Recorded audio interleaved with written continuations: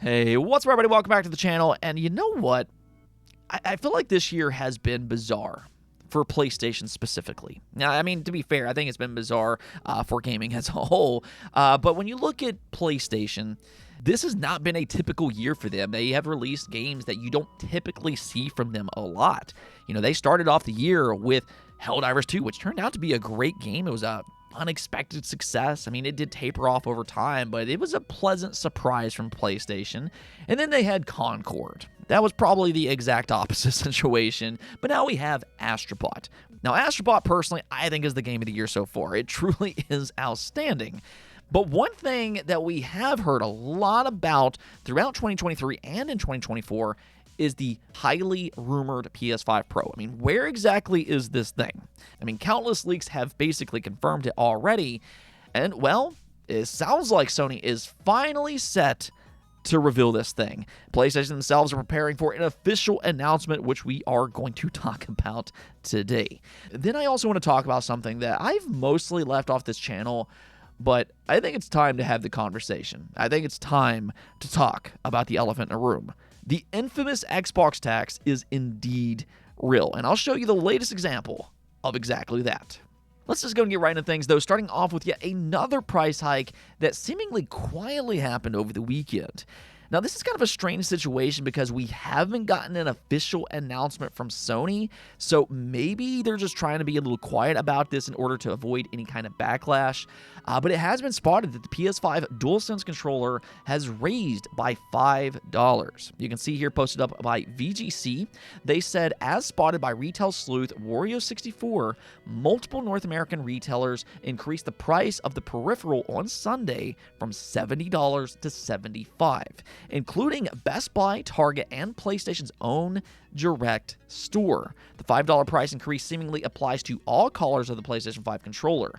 At the time of the publishing, there was no sign of a price increase outside of the United States.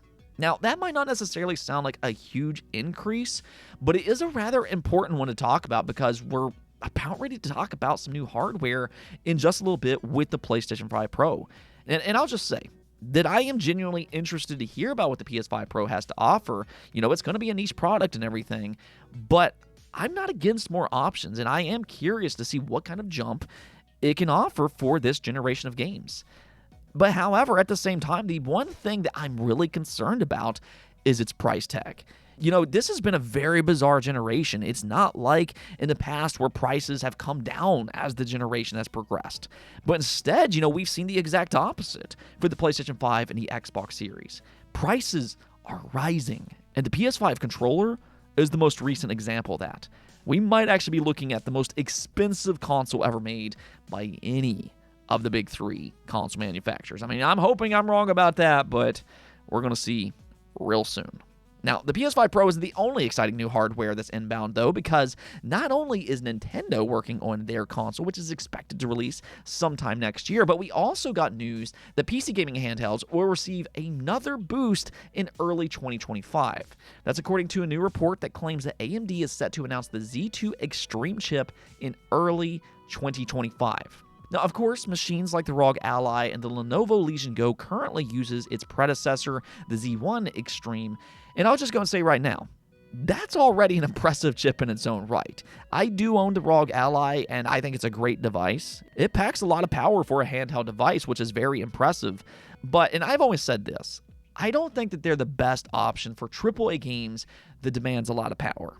I mean, sure, you can absolutely play those type of games on these devices, but you're probably not going to get the best performance out of them, nor are you going to get good battery life.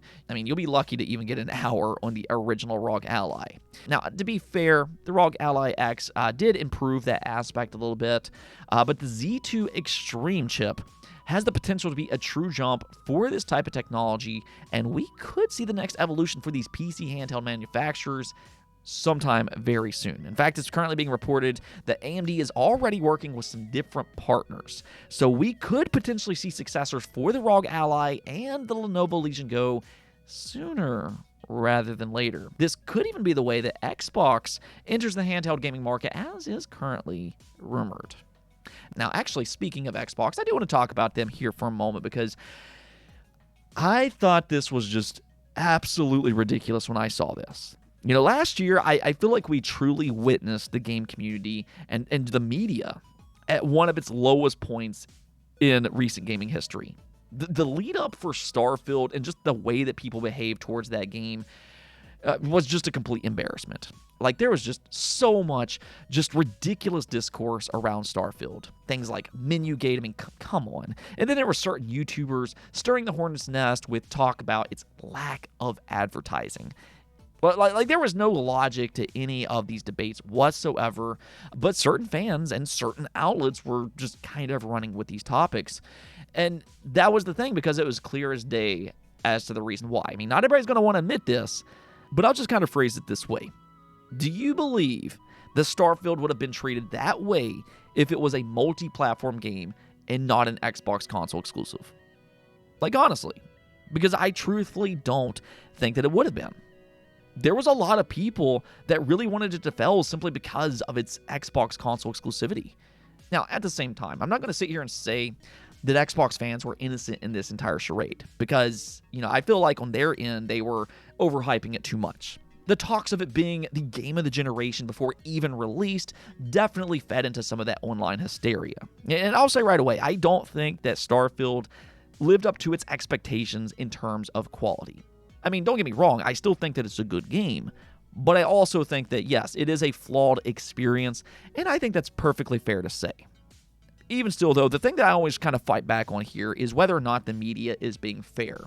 And I really don't think that they were fair when it came to Starfield, because they really fed into that console war narrative. They churned up as many negative hit pieces as they possibly could. And let me tell you right now why this type of stuff happens. People want to talk about the Xbox tax and whether or not it exists. And here's the reason that I absolutely believe that it does. And it's fairly simple to kind of understand this. I'm a YouTuber, so I kind of understand how engagement works. And what you typically want to do to attract people to your content is to emotionally connect with your viewers. And that can either be in a positive way or it can be in a negative. And when it comes to Xbox content specifically, a lot of these outlets during the Xbox One generation figured out that, yes, negative Xbox content drives a lot of traffic. It's easy clicks because there are a lot of people that roots against the Xbox platform. And even for the people who don't root against the Xbox platform, they still click because they want to defend Xbox. And outlets have kind of figured that out. And Starfield was their lightning rod for them last year. And the reason I bring all of this up today is because we already have at least one outlet that's trying to stir up a direct sequel to that Starfield discourse. This is from Insider Gaming, which I actually really like this website. Tom Henderson, I think, does a fantastic job with insider information. But this article here was actually written by somebody else. And, I mean, this is a clear attempt to stir up drama for the sake of clicks. This person posted, 1 year later, will Shattered Space save Starfield? First off, I don't really think that Starfield needs saving. It came in and it did what it needed to do. This isn't a live service game that requires 100,000 plus players on a daily basis. So why are we treating it like that? Starfield's peak concurrent player count on Steam this past 24 hours was 12,000 players. I mean, I'm not going to sit here and say that's like, the most amazing stat in the world, but I mean, if you look at something like Spider-Man Miles Morales as one such example, its 24-hour peak high is around 700 players, which, hey, that's perfectly fine. But are we going to somehow act like that game needs saving as well? Like, what's the difference here? Why are we treating Starfield so much different than every other single-player game? And I think we kind of know the answer to that. There's a reason that Xbox fans are suspicious of these outlets that just, kind of continue to drive this overbearing negative Xbox content, all for the sake of clicks. And I think that's one of the reasons that fans are starting to lose more and more trust when it comes to these mainstream outlets. I mean, it is what it is at the end of the day, but I'll kind of leave it at this. Even though I don't think that Starfield needs saving per se, but I will, however, be interested to see what type of success Shattered Space has. How many people are going to return to Starfield when Shattered Space releases later this month? I think that will be very interesting. Does this game have a bright future ahead of it, and just in terms of that type of success? That's where I think things will get interesting, but, we'll see here soon enough. And, speaking of seeing here soon enough, we might as well just go and talk about the PS5 Pro because Sony just announced a new presentation that's slated for tomorrow on September 10th at 11 a.m. Eastern Time. They wrote this up on their official blog, which reads, "Join us for a stream presentation hosted by Mark Cerny, lead architect of the PS5 console. The 9-minute technical presentation will focus on PS5 and innovations in gaming technology." I mean, they're not flat out announcing it with this blog post, but I mean, yeah, this is seemingly for the long-rumored PlayStation 5 Pro. I really can't think of any other reason to bring out Mark Cerny for this presentation. I mean, could they maybe showcase some new upcoming games? And yes, they technically could do that, but I wouldn't go in with the expectation that a new game announcement is going to happen here or something like that. That's really not what this presentation is about. Rather, what they might do here is maybe showcase something like, let's go and say, Metal Gear Solid Delta as one such example, with PS5 Pro enhancements.